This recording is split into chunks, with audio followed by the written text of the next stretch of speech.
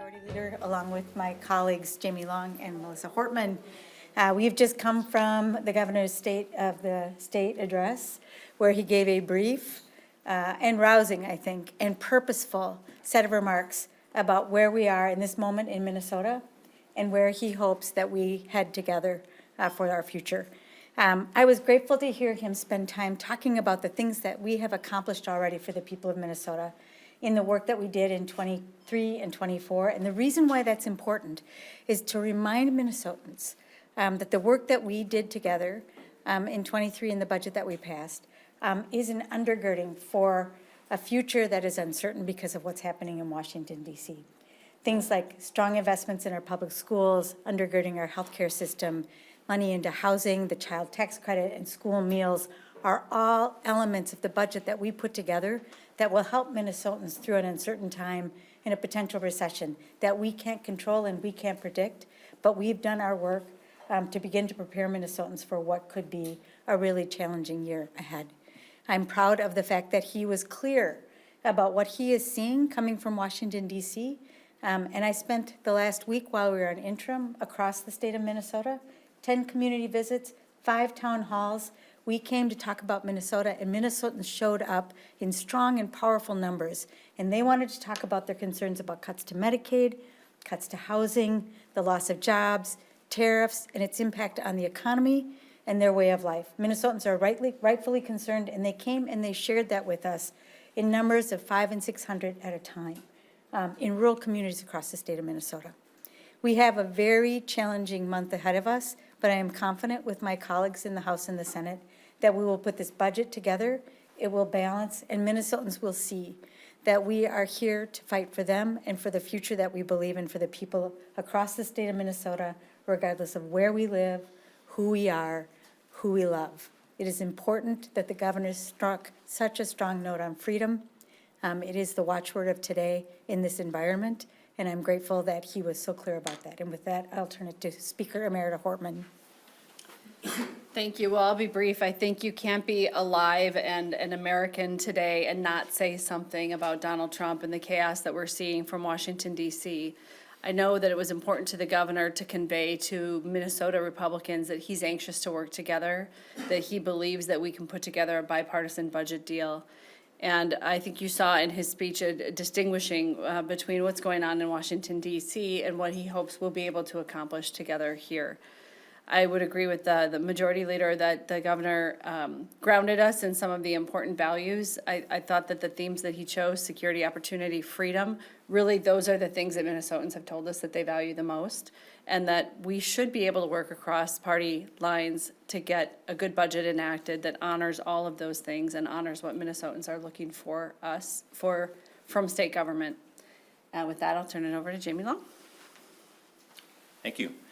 I think it is clear to all Minnesotans that you can't talk about the state of the state right now without talking about the impact that the federal chaos is having in the state, and I'm glad that Governor Walz was so crystal clear about what those impacts are, from the cuts to Medicaid, which could dramatically impact the budget that we are taking on negotiations on in the coming weeks, to the impacts to freedom from university students in Minnesota who are being snatched up, to the impacts on people's pocketbooks from impacts on tariffs. So I think that perhaps that was not your typical state of the state to be talking so much about the federal impacts, but it's because they are so present in people's lives and so present in the work that we're doing at the Capitol and impacting the work that we're doing up here every day. So I thought it was a very strong speech and very clearly laid out the challenges that we're facing coming from the federal government and the opportunities we have to work together here at the state. Take like 2 minutes of questions if anybody has any, or we'll turn it over to the Republicans. Conversation about collaboration tonight. Is that an indication of how things are going behind closed doors when you guys are talking?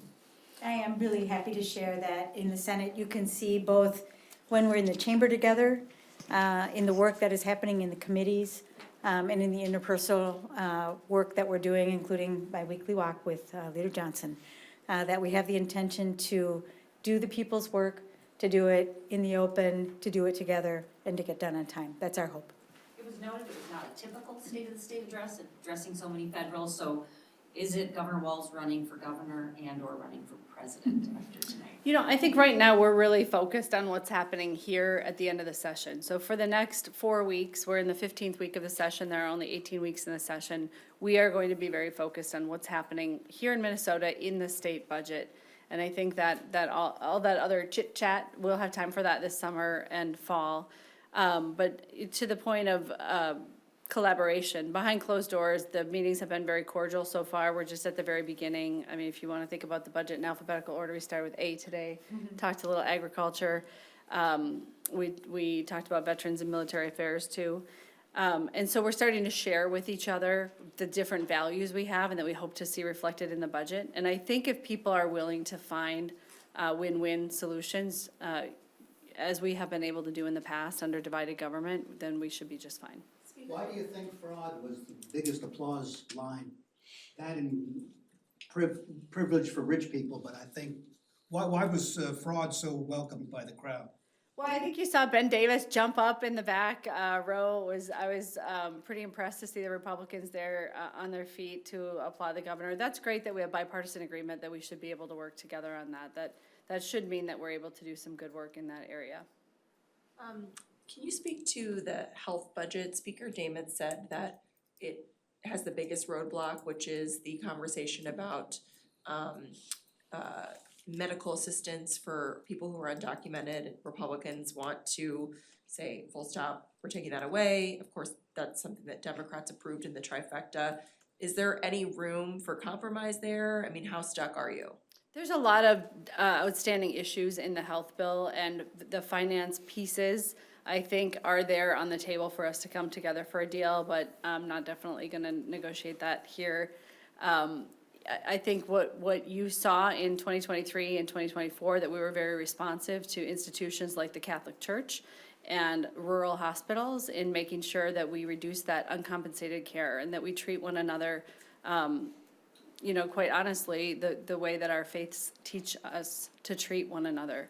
It was, I think, interesting that the Republicans had a press conference about that issue on the day that Pope Francis died. You know, an individual who had dedicated so much of his life to talking about welcoming the migrant. And so, you know, I certainly respect the Republicans have a different perspective on that, and we'll be talking with them about it. But when you look at how human beings should be treated, and you look at the economic reality of rural hospitals, those are two important reasons to continue where we are in state policy.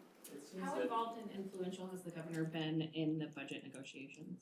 Well, we're at the beginning.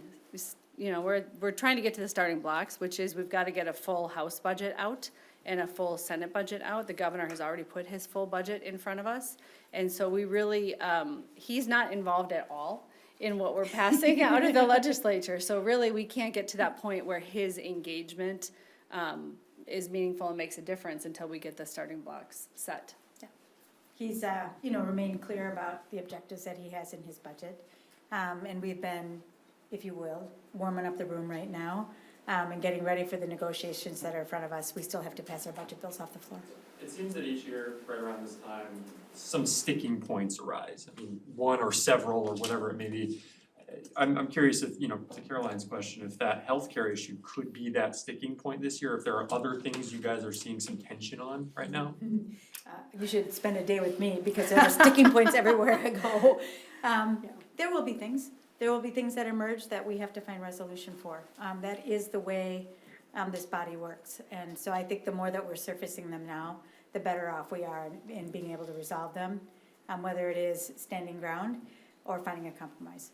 And we won't know what all the areas of agreement and disagreement are until we get those bills through. So for example, now that the House Veterans Bill is all put together and the House Housing Bill is all put together, we see there might be some interplay. You know, the veterans, our budget is cutting veterans homelessness prevention by $10 million, yet the Housing Committee has a $75 million budget. So as we get more of the bills on the table, then we can, you know, start to solve the problems that are across issue areas. So it may be that something in a different arena breaks something loose in health. How has the delayed start to the session impacted your timeline and progress? It hasn't impacted it at all.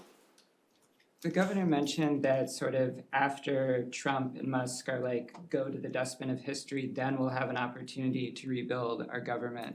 So what can you like do right now, particularly with the budget and with Medicaid? Like, why even sort of pass a budget now when there might be these Medicaid cuts that the governor's talking about? I think if we have an unstable budget here, or one that's not passed, for people who are counting on what we will accomplish with that budget, their lives are less stable. So while there's a lot of uncertainty coming from Washington DC, and we know, based on that resolution that the Congress has passed, that we face, and Minnesotans face, potential very deep cuts, those are in our future, and the best thing that we can do right now is to pass a stably balanced budget that people can count on. And that's the work that we have to do between now and the end of the session. And Minnesota state government shuts down on July 1st if there's not a new budget. So we have to enact a budget not knowing what the federal government is going to do. I know some of our members of Congress are pretty convinced that we're going to be back here in special session, but we just can't know. I think the one hallmark of the Trump administration is unpredictability. One day there are tariffs, the next day there are not. And so until they take action at the federal level, we can't really prepare for it. And there's not a ton we can do to prevent them from decimating our budget by cutting Medicaid. We saw this during the first Trump administration when we were in the House together, that the most important thing for us to do is speak out against the things that Trump is doing that are harming people. And to implore our members of Congress, particularly those of the same party as the president, to forestall these cuts and stand up for Minnesotans. And I want to give, closing note, just a lot of credit to the Republicans in the Minnesota House and Senate who sent correspondence to their members of Congress asking for there not to be cuts to Medicaid. I think we're seeing brave Republicans standing up and speaking truth to power, and I think we should support when Republicans are taking those courageous actions.